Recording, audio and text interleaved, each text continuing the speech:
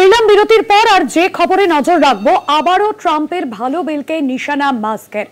এই বিল পাশ হলে দেশে 5 লক্ষ কোটি ডলার পর্যন্ত ঋণ নিতে পারবে মাস্ক।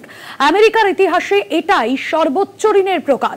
এই বিল পাশ হলে শীঘ্রই আমেরিকার ঋণ দাসত্বে জড়িয়ে যাবে এমনটাই জানা যাচ্ছে। আবারও ট্রাম্পের ভালো বিলকে নিশানা মাস্কের এই বিল পাশ হলে দেশ 5 লক্ষ কোটি ডলার পর্যন্ত ঋণ নিতে পারবে এমনটাই বলছেন ইলন মাস্ক। আমেরিকার ইতিহাসে এটাই সর্বোচ্চ ঋণের প্রস্তাব। এই বিল পাশ হলে শীঘ্রই আমেরিকা ঋণ দাসত্বে জড়িয়ে যাবে।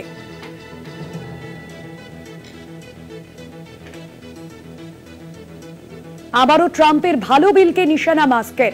এই বিল পাশ হলে দেশ 5 লক্ষ কোটি ডলার পর্যন্ত ঋণ নিতে পারবে।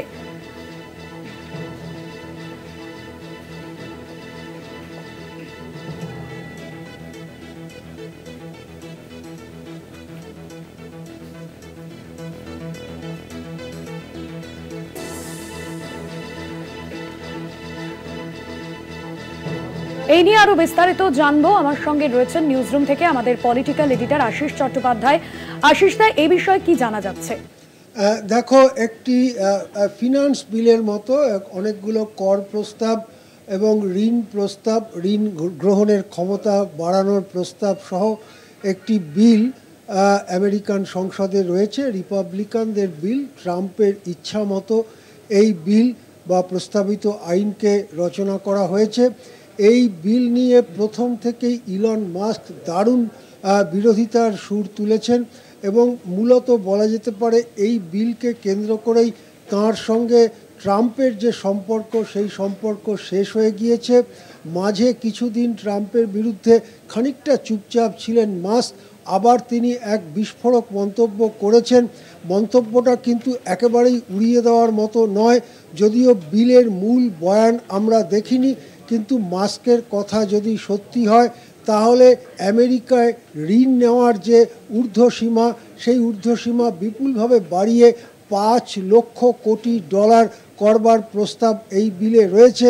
বিলটি এখনও আইনে পরিণত হয়নি। বিলটি যদি আইনে পরিণত হয় তাহলে অনেকখানি বাড়তি ঋণ ট্রাম্প সরকার নিতে পারবে।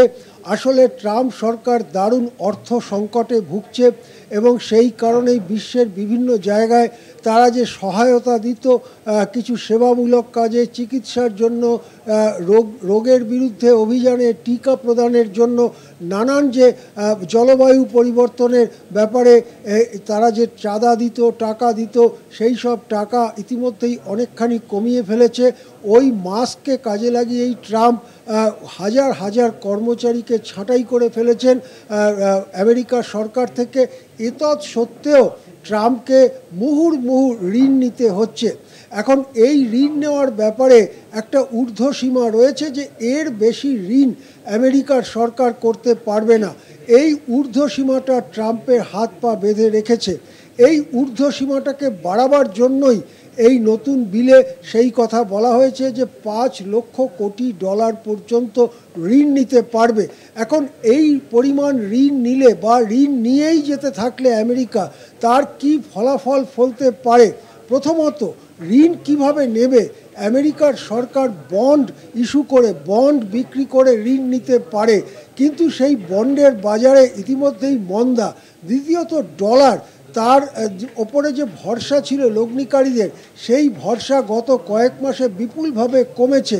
সুতরাং এই অবস্থায় ঋণ নিতে গেলে আমেরিকার অনেক বড় জিনিসকে বাজি রেখে ঋণ নিতে হবে এবং ঋণ আমেরিকার নীতিগুলোকে প্রভাবিত করবে। আমেরিকাকে যারা ঋণ দেবে, ধরা যাক আমেরিকার বন্ড বিপুলভাবে চীন কিনলো, সুতরাং চীনের যে নীতি বা চীনের সরকারের বক্তব্য তাকে ফেলতে পারবে না আমেরিকা। এটাকেই মাস্ক বলছেন ঋণ দাসত্বে জড়িয়ে পড়া। বিপুল পরিমাণ ঋণ নিতে গেলে যার থেকে ঋণ নেব তার কথা মেনে চলতে হবে বই কি। এই জায়গাটাই মাস্ক ভয় পাচ্ছেন এবং মাস্ক আরও ভয় পাচ্ছেন যদি চীনের সঙ্গে বা জাপানের সঙ্গে বা এই ধরনের উন্নত অর্থনীতিগুলোর সঙ্গে প্রতিযোগিতা করে যদি আমেরিকা এগিয়ে না যেতে পারে। বলা যেতে পারে মাস্কের গাড়ি টেসলা তার প্রতিযোগী হচ্ছে চীনের একাধিক সংস্থা, জাপান, জার্মানির একাধিক সংস্থা। সেই প্রতিযোগিতায় টিকতে চান মাস্ক। এইবারে জার্মানি বা চীন থেকে যদি বিপুল পরিমাণ ঋণ নিতে থাকেন ট্রাম্প, তাহলে তো তাদের কথায় প্রভাবিত হয়ে যাবেন ট্রাম্প। সেটাকেই ঋণ দাসত্ব বলছেন মাস্ক, এবং এটা মাস্কের পক্ষেও ভালো না, আমেরিকার অর্থনীতির পক্ষেও ভালো না বলেই মাস্ক মন্তব্য করছেন। একদমই ধন্যবাদ জানাবো আপনাকে আশিস দা। আমাদের পলিটিক্যাল এডিটর আশিস চট্টোপাধ্যায় ছিলেন নিউজ রুম থেকে।